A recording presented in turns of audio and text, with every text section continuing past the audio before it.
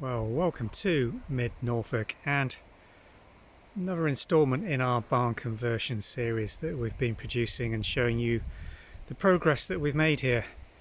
We're very nearly finished now.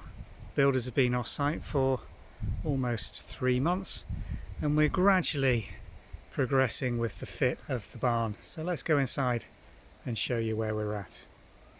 Externally, the landscaping just about finished. We've put the same flooring on the steps coming out from the back of the barn as we've used inside, and this has been repeated on the side entrance to the barn through the old stable door, and again round on the far aspect. Let's just show you the front aspect from the courtyard, which is what most people approach this barn via.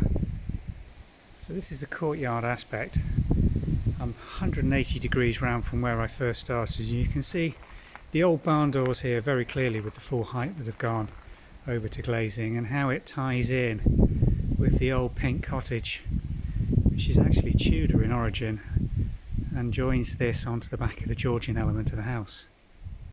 And this is the final aspect of the barn. Apex at the western end with the cottage bedroom above, which was originally converted back in the 1950s. The new wet room extension to my left, and those patio doors coming down with the same landscaping down onto the gravel courtyard that now forms the area in front of the new rose garden. That is where the old swimming pool used to be. In fact, I'd be getting rather wet if I was filming this 12 months ago. Time to go inside the barn and have a look, see where we're at. We're in the main central structure area of the barn now, looking out through those large old barn doors that have been converted into these beautiful double glazed windows, giving us the lovely aspect back onto the cottage and this very unusual curved wall that really have appreciated so much more since this barn's been converted, and this has become an area where we tend to sit and look out back at the main house. The pink of the barn has been copied from the house really. It's a Suffolk pink, originally a lime wash, more recently a more modern silicone paint. The log burner, which we talked about in a video the other day, forms the central area in this barn. It's a monstrous great thing from Eco Stoves, cased in stone, and boy does it heat this space well. I know we're not through into the depths of winter yet. He's making the most of it, and why wouldn't you? That is a beautiful warm stone floor. Looking out towards the west, and that last aspect we showed you externally here, got these lovely views out over the garden area with the patio in front. This should feed out really nicely from the kitchen in summer, and it does give us the beautiful evening sunshine that just streams through these windows and right through this barn. I think as the sun gets lower and lower, we'll notice that even more. Just look at the long aspect we've got here, looking right back towards that final tall window, which formed the old stable door on the base, which has been partly filled in, and the hayloft access above. This room was an existing room in the cottage. We called it the garden room. It was cold and it was a bit miserable and damp, to be fair. It's been dry lined, the floor insulated, and now it forms this beautiful seating area and entrance out back into the garden. And it also gives us the aspect into the ensuite shower room, which is coming on very nicely at the moment. This is a brand new part of the house, but we've tried to put some period features into it. The wood panelling on the far wall here, looking out towards the potting shed and the hot tub, has been painted in Stiffkey blue from Farrow & Ball. Tongue and groove, built by the builders, and all the plumbing work behind it's been hidden in this little area just to the side under those loo rolls. A nice period piece of Dalton, an old bull-nosed dolphin toilet, which I've conserved the seat really. I haven't really done much more than strip it right back, varnish it up, but it is a beautiful old-fashioned thing, and we've bought the raised system from Munger's, quite an unusual thing down in Hingham. with this central pool coming down the middle. You don't see them built like that anymore. Takes a bit of an art to get it flushing, but when it does go, it's a beast. Nice bit of period brasswork on the back and a matching sink. We've had this in the barn for years and years and it wasn't used, but we were determined to find somewhere in the house. And again, the blue on the background just picks up the blue detailing on the enamel on the sink. We've managed to retain the original brass taps. Didn't get them polished or overly cleaned because they match so well the bronze shower that we've managed to buy. This is a new shower with a glass screen in the front. We've put a dark grout into these plain white tiles on the wall, and this wet room has been used a few times just to test it out. We've got underfloor heating again in here and it works very, very well. Nice shower that draws water from the immersion just behind this wall in the old plant room. We tried to get an old antique brass towel rail. We wanted this to be on an electric supply as opposed to a wet heated central heating supply, and we couldn't find that would take an electric element in, so we've ended up with a matte black. I think that matches the windows pretty well in here, and altogether the features come together quite well. Last thing to show you is the old beam that the builders put in there. We've lined that up to make it look as if it's got a little bit of age. And the light fitting again probably should have been black, but we've ended up with a brass one. And it does light this room very nicely. Long view looking back from this room with the lamping circuits, which we've got semi-automated on an Alexa system. The large table that came out of the cottage at Ludham, you remember this was in the Norfolk Broads cottage for a number of years. We were determined to keep this old antique pine plank top table because it's so beautiful. The art table, that was a restoration and a half. Stripped right back. It's a solid piece of wood, that, and a beautiful top. Painted the wood frame in a light pink colour.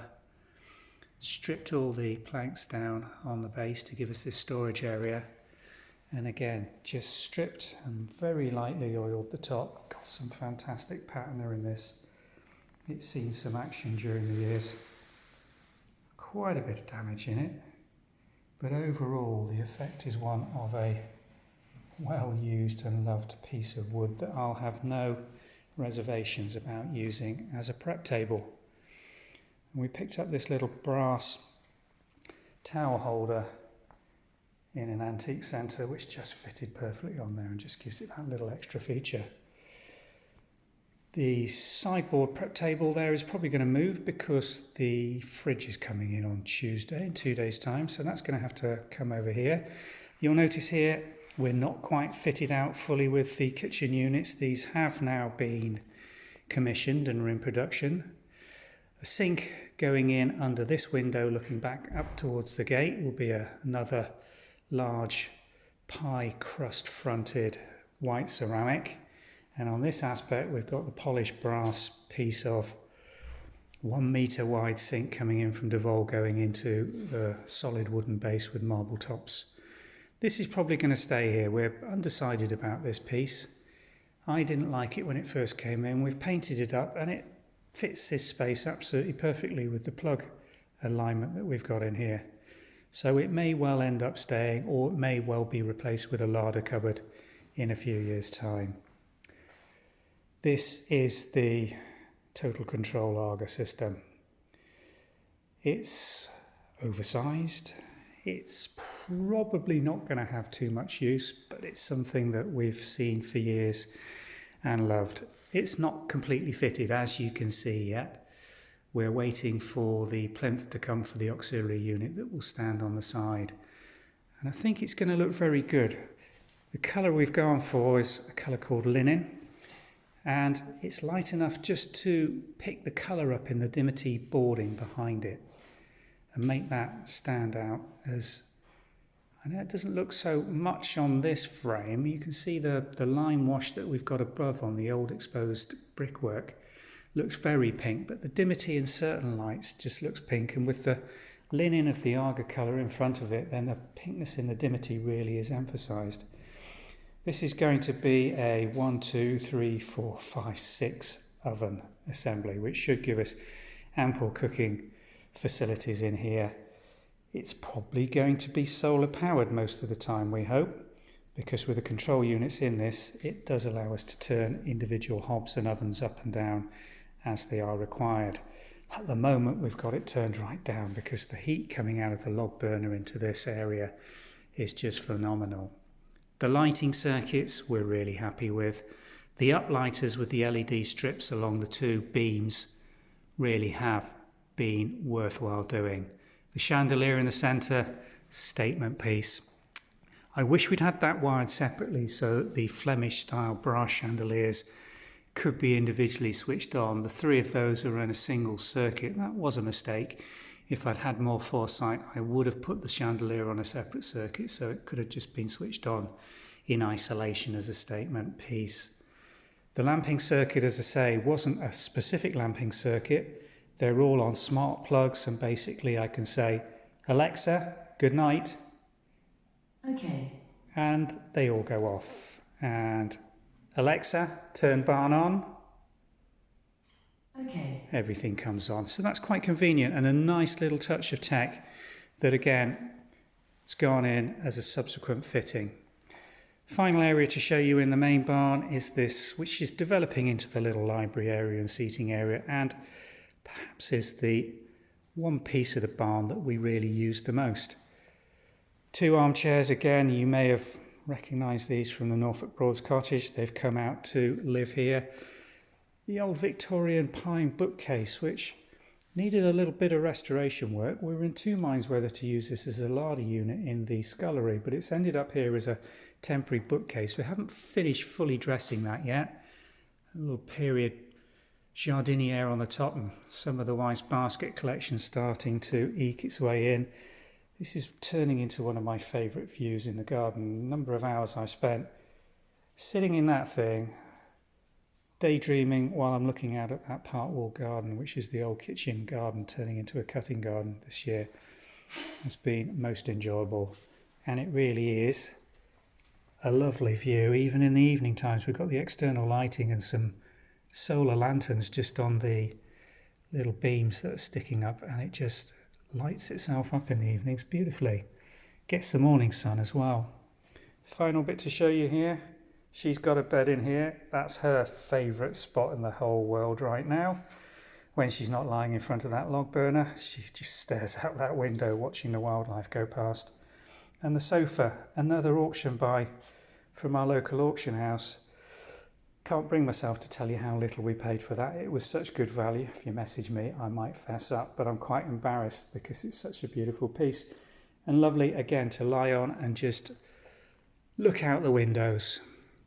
The boarding at the top had the foresight to put this little picture rail along the top.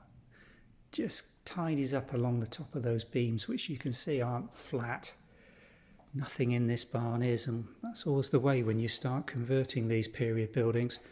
We've just bought a little collection of few odds and sods. We're not going to overdress this, just a few twee little Victoriana sweet things that make you remember where you are in the countryside when you're sat in this beautiful, large, big space.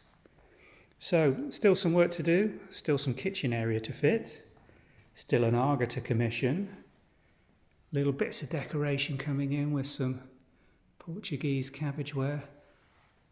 Do like that thing. It just picks up that red, the colour that flows through here. And we've shown you this, perhaps my favourite scullery in the world right now, because I do just love this rather bizarre and ornate piece of furniture that we put in here, hiding the utilities in those two cupboards.